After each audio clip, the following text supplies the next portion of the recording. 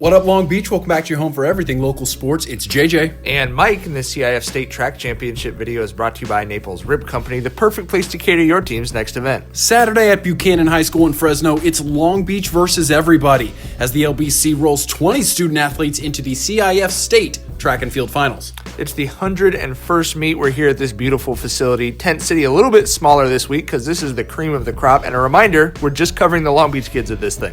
We start, as always, with the 4x1 relay with Long Beach Poly representing the city's finest. It's going to be the freshman Lauren Reed, very bright future there, going to Sandrea Martin, going to Queen Oko, going to Jalen Pretium.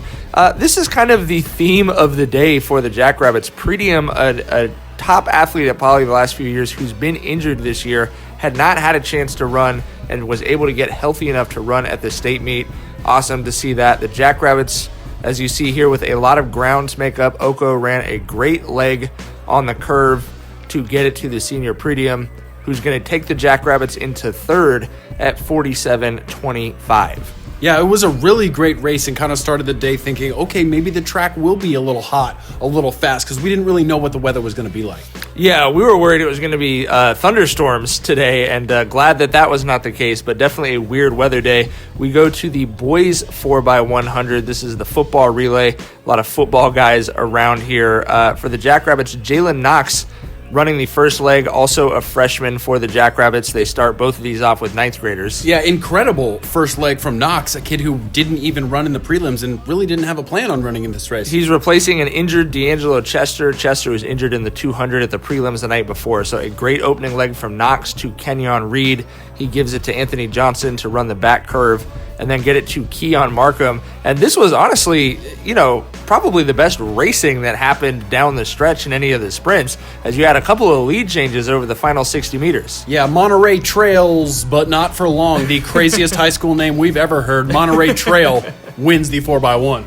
Jackrabbits finish it in third in 41.56. A couple of kids doing double duty for Long Beach today. St. Anthony sophomore Asia Atkinson, the lone Saint here, but her family and coaches on hand to support, and some of them are the same. She jumped a 19.2.5 at Masters and prelims, identical jumps, and then she just goes off and jumps a personal best, 19.4.5, and finishes sixth on that podium. But she doesn't have any time to go to that podium. She's got to go from the pits over to the hurdles because she's one of the better hurdlers. Yeah, she's in the 100 hurdles. She has a top 5 time in California this year. She and her sister/coach, Erica Brooks, really dedicated more time to the hurdles in practice, and it definitely paid off as she's going to PR with a 13.84. She is not a really emotional kid. She's not going to show you a lot. So this right here is basically Asia Atkinson losing her stuff. Big time for her to get third place in that one, as well as sixth place in the long jump. So 2 podium finishes for the 10th grader. Someone else who knows about it going dolo, it's Lakewood's Cherish Washington, who made it all the way to the CIF state finals in the discus. She's also competed in the shot put at CIF Southern section, and she's going to finish 10th. We go back to the boys, where it's the 110 hurdles. Poly's Liam Anderson. This guy did not make it out of CIF prelims last year. Really busted his butt all offseason. Makes it to the state finals. He's going to end up finishing 7th with a 14.34. My favorite story of the day, we go to the girls 400, where Milliken's Samara Monroy is small but mighty. The freshman won the Masters meet with a 54.16, and she learned from her mistakes on Friday. She said in the prelims that she tried to get out too fast, ran the 200 first 200 a little too hard. Her nerves and her focus they were haywire, That's a freshman. That's going to happen. But she's able to take the lead here in this race by using the lessons she learned less than 24 hours ago. Well, and she ran a very strategic race in that she says here she's running hard on the back curve, and she says, you know what? I might be a 9th grader, but you're going to have to come get me, as she rockets around the curve. She's running track for like months. She was originally a soccer player, and she's been doing track and field for months. So she goes out, she gets a nice lead on that back stretch. University City's Cartina Wright is going to end up catching her. But I really respect, as a 9th grader, having the stones to say, hey, you got to run me down. She does end up taking 2nd place, so 2nd in the state as a 9th grader with a time of 54.25. A great year for Monroy. Another great story in the boys 400, it's junior Everett Stewart for Poly, who didn't even get through the Moore League finals last year. in some respects, his strongest event is the 800, and yeah, he didn't make it out of league finals, was very disappointed in that, worked really hard. As I said, we're going to say this about a lot of kids because there are a lot of kids really doing well in this final state meet who were just super, super happy and proud to be there. Stewart, one of those guys for sure, was very frustrated last year, had a great offseason, put it all together, decided to focus on the 400 this year. Sure enough, gets to the state finals, and in a loaded field is going to end up finishing 6th with a time of 47.79. That was an incredible race. It was anybody's right there at the last turn. I love the 400, man. 400 is just my favorite. It's the most exciting race for sure for me. Time to sprint, and there's 2 more jackrabbits in the dash. The 100, that is. And for the girls, it's Andrea Martin. She was just out there a lot today. Another senior. She had injuries last year, was not able to compete in the postseason with her team. She makes it to the finals in both sprints. She's going to finish 5th in the 100 in 11.76. You can see she's a little anxious to get off and get going because she did have 4 events she ran in today. On the boys' side today, Poly's Kenyon Reed, the football player, getting out a little bit slow in a very fast 100, is going to end up running a 10.73 to finish in 9th. That is a very fast 9th place time. Nice day for Wilson's Armando Bryson. After a disappointing 800 prelim run, he was the last to qualify, but the first to the lead here in the finals. Exactly what he wanted to do. His plan was to get out in front and try to build a big lead. He had the fastest split in the 400 I think we saw all day. Unfortunately, he would get caught, but still made the podium, finished 6th with a 152.97. Yeah, definitely ran the race he wanted to. This is just such a loaded field, obviously, when you get to the state meet. We're going to check in with Rachel Glenn, the Golden Girl, feeling good about her chances to medal today because, duh, she did it last year, the defending state champ in the high jump. She's easily going to clear 5.6 here. Doesn't have any time to feel good about it. She's got to immediately switch her shoes and go right over to start for the 300 hurdles. Always strategic placement of the umbrella tent there to get over to the blocks quickly enough for that 300 hurdles. Such a tough race, a physically demanding race.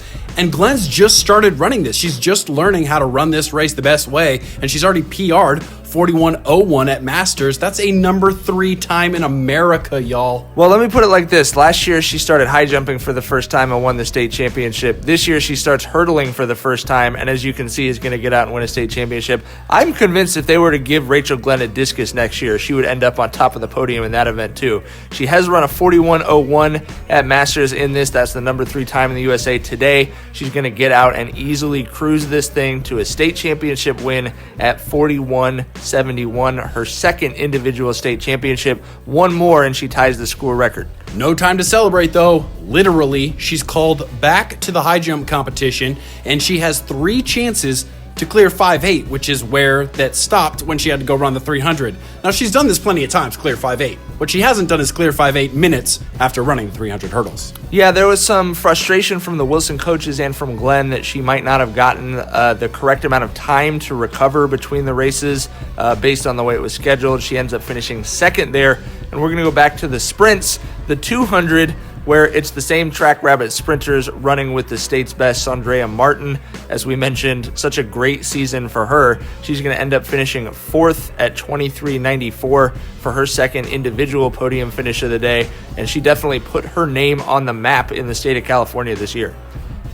Again, it's Kenyon Reed in the boys' half of this sprint in the 200. He's going to finish 8th with a 21.62. He's going to run right to Kansas State, though, play some football on Saturday. This would not be the last we're hearing from him for sure. We go to the 3,200, our last individual race of the night for the Long Beach kids, and the last race as a Long Beach Poly Jackrabbit for Will Frankenfeld, who it sounds like is on his way to a very nice career at UCLA.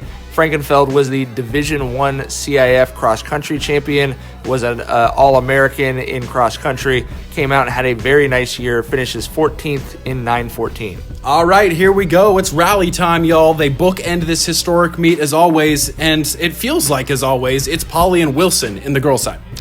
For Poly, it's going to be Peters to Martin to Haddad to Payne. Wilson's going Griffith to Bryson to Glenn to Nettles. And you see really great racing.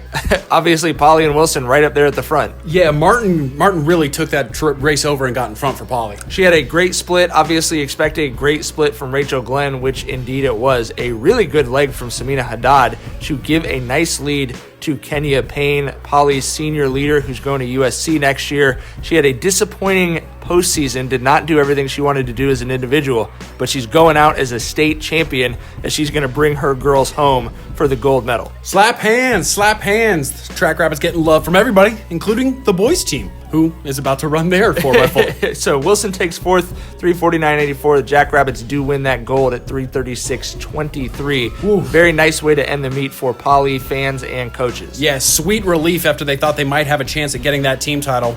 The men also thought they might have a chance for Poly, but it's Poly and Wilson for the boys 4x4 relay. So these guys have been strong all year. I mean, two of the best teams in the state. We were hoping for like a 1-2 crazy finish here. When they ran against each other at league finals, they ended up being two of the top teams in the nation. How about Anderson going from lane 1 to lane 7? If you do that on the 405, you're getting a ticket. It's going to be Johnson to Anderson to Knox to Stewart for Poly, Bryson to Weimer to Richards to Cardoza for Wilson. You see Seaver Cardoza get it with a lead there, but man, did they come for him down the stretch. Loyola out in front. Stewart for Poly is going to end up taking them across in second, Cardoza in third. So nice to see two Long Beach teams right up there near the top of the podium. Wilson third, Poly second. Listen, I'm just saying, if the night ends with LBCC squads on that podium, yeah, we'll pretty much drive to Fresno for that every year. 15 of the 20 Long Beach entries to the state finals made it to the podium. Another great year for track and field in the city. Thanks for following us all year long. This is the end of 2018-19. You've got to go to the 562.org and click subscribe to make sure we're here for 1920.